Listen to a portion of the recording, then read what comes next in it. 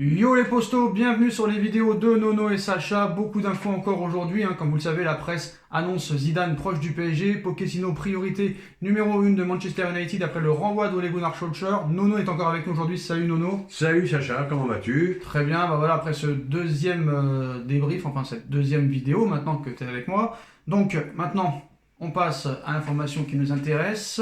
Ole Gunnar Solskjaer, comme tu sais, a été viré ce matin de Manchester United. On parle de Mauricio Pochettino qui serait la priorité numéro 1 des propriétaires du Paris Saint-Germain après le refus aujourd'hui de Zidane. Zidane a refusé Manchester United aujourd'hui parce que déjà sa femme ne veut pas vivre à Manchester et en plus de ça lui n'est pas pour aller en première ligue, la barrière de la langue. Il donnerait sa priorité soit au Paris Saint-Germain ou peut-être attendre l'équipe de France en 2023 si jamais Deschamps ne continue pas. Pochettino en clair, on va pas refaire l'interview, elle est disponible en intégralité sur mon autre chaîne. Pochettino, entre guillemets, a dit que, entre autres, il regrettait de ne pas avoir attendu plus un projet où on peut travailler à long terme alors qu'au PSG, ce n'est pas réellement possible. Les rumeurs il s'en occupe pas. Ce qu'on dit sur lui, il s'en occupe pas. Il avait dit aussi il y a quelques jours que rien ne disait que le projet de jeu qu'il avait à Tottenham, ainsi qu'à l'Espagnol Barcelone et à Southampton, pourrait être la même chose au PSG. Franchement, de toutes ces infos, qu'est-ce que tu en penses véritablement, Nono? Alors qu'est-ce que j'en pense? Première chose, Pochettino à Manchester United, ça serait une chance pour lui et un plaisir pour nous. Le plaisir pour nous, c'est que ça fait depuis qu'il est arrivé, on n'a rien vu. On n'a rien vu, on n'a pas vu de fond de jeu, on n'a pas vu de ligne directrice, donc ça sera sans regret s'il part. Mais une chance pour lui, pourquoi je te dis ça? Tuchel s'en va, on gagne la Ligue des Champions. Emery s'en va, il regagne la Ligue Europa. Carlo Ancelotti, Carlo Ancelotti, pareil. il gagne le Real Madrid un an après. Voilà, donc je te dis, avec malheureusement, Pochettino à Manchester United, ça risque de nous arriver encore, il peut gagner quelque chose avec eux s'il s'en va.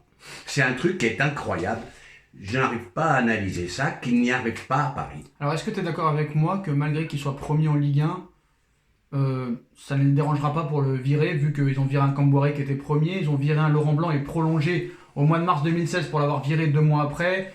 En aucun cas, eux, ils ont peur de virer quelqu'un. Mais Sacha, où il est le problème? T'as vu ce championnat encore cette année? On me dit que ça s'améliore, mais moi je dis que ça s'améliore pas du tout. Regarde Lens, en qui je croyais, en prend 4 aujourd'hui contre Brest, si je dis pas de bêtises. Nice qui gagne à l'arraché à Clermont, 2-1 à la 90e encore. Ça doit être le 4e ou le 5e match qui gagne à la 90e. Il y a déjà 12 points d'écart, mais tu peux mettre n'importe qui avec l'effectif qu'ils ont. Ils seront champions de France. Et je te redis ce que je t'ai dit la dernière fois. Ce qui s'est passé l'année dernière, c'est un incident industriel. Ça ne devait jamais arriver. Voilà, voilà Sacha, ce que j'ai à dire. D'avoir fini deuxième de Ligue 1. Alors, Zidane, comme vous le savez, est très apprécié par Doha. Ils en font aussi leur priorité avant la Coupe du Monde au Qatar, qui est dans un an, jour pour jour. Alors, Bruno, Nono, bah voilà, maintenant vous savez le vrai prénom. Nono, honnêtement, est-ce que Zidane serait le meilleur choix pour le Paris Saint-Germain, sachant que personne n'a réussi à faire ce qu'il voulait? Est-ce qu'on l'aura empêché de faire ce qu'il voulait? Est-ce que Zidane est vraiment un très grand tacticien, malgré qu'il ait gagné les 3 Ligues des Champions, mais avec l'équipe qu'il avait quand même, il y a eu un avantage arbitral, on se rappelle à l'époque aussi flagrant, qui avait beaucoup été critiqué. Il avait une équipe exceptionnelle avec un Benzema, un Gareth Bale, un Cristiano Ronaldo, un Modric, un Kroos, un Casemiro, un Carvajal au-dessus du lot. Zidane, est-ce qu'il est vraiment un tacticien ou plus un accompagnateur qui a un aura un peu comme Laurent Blanc au Paris Saint-Germain? Moi franchement, le niveau de jeu du Real Madrid n'était pas non plus exceptionnel, je me levais pas de ma chaise en regardant le Real Madrid. Est-ce que Zidane réellement est l'homme qu'il faut au Paris Saint-Germain? Est-ce qu'ils vont lui laisser faire ce qu'il veut ou encore il y aura des problèmes dès son arrivée?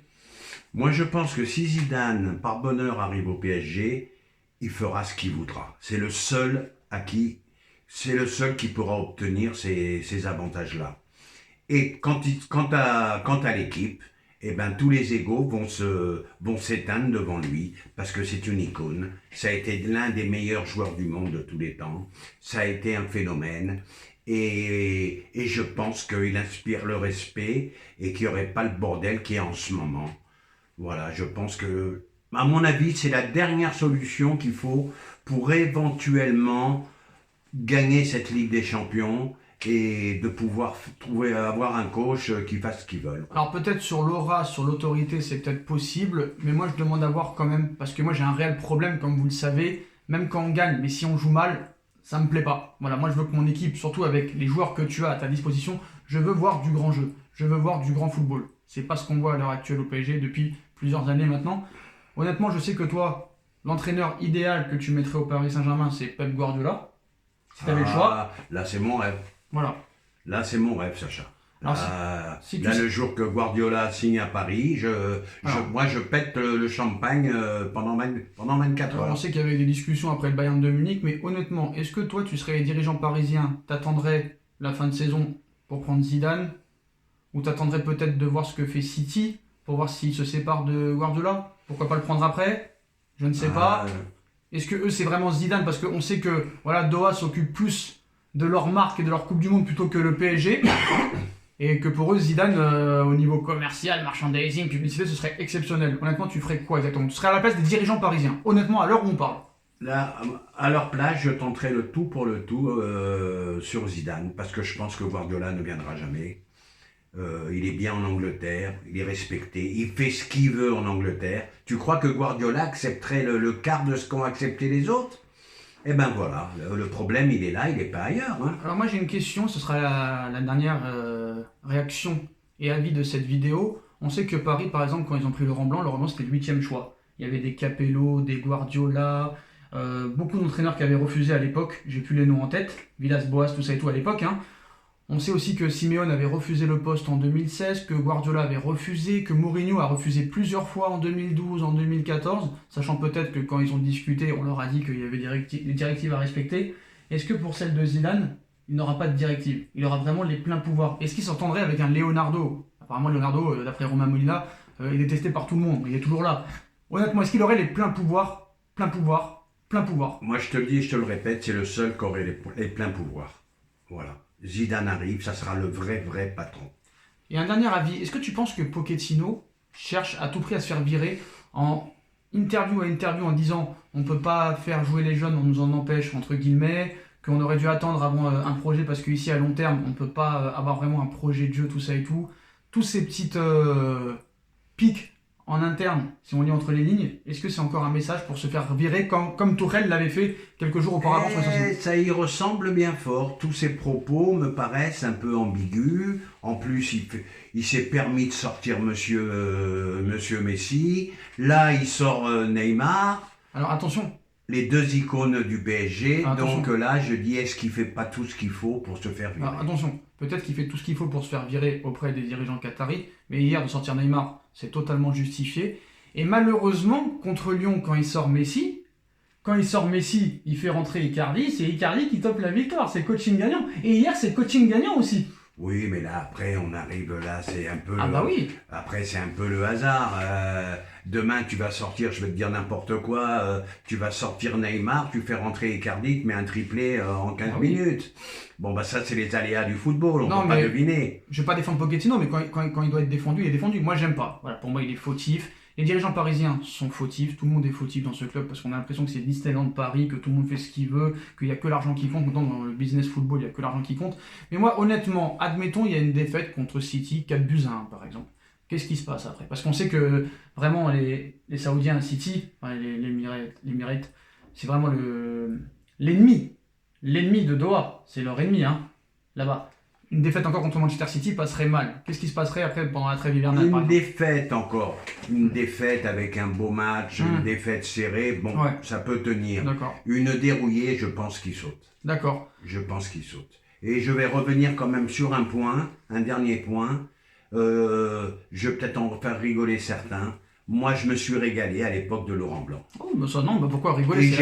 Et j'ai jamais retrouvé un niveau de jeu comme ça. Mais tu vois, moi, ce que je trouve problématique, c'est qu'au début de la vidéo, tu nous dis c'est une chance pour lui d'aller à Manchester, mais c'est aussi une chance pour le Paris Saint-Germain. Mais nous, les dernières, c'était pas une chance de Tourelle. Tout le monde était content quand Tourelle était parti. On a vu que 6 mois après, tout le monde l'a regretté. Eh ben moi, le premier, on s'est planté.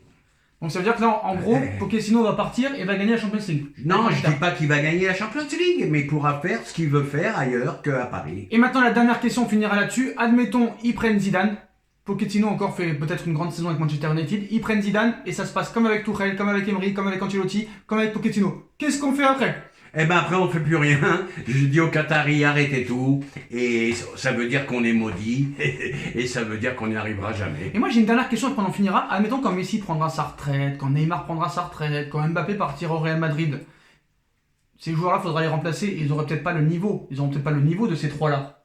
Ah là ça va être dur à reconstruire. Hein. Et peut-être que là enfin ce sera peut-être la bonne solution. Messi n'est pas éternel, 34 ans, Neymar approche des 30 ans, si Mbappé s'en va, je vais te dire, pour reconstruire, ça va pas être du gâteau. Est-ce que le fait est de maintenant de plus pouvoir peut-être prendre des joueurs qui pourraient hautement les remplacer, qui est le même niveau, si admettons par exemple un Haaland ne vient pas, est-ce que ça pourrait peut-être permettre au PSG de penser autrement et d'avoir une équipe vraiment de combatifs qui se donnent sur le terrain et prendre des joueurs enfin qui ont tout à prouver?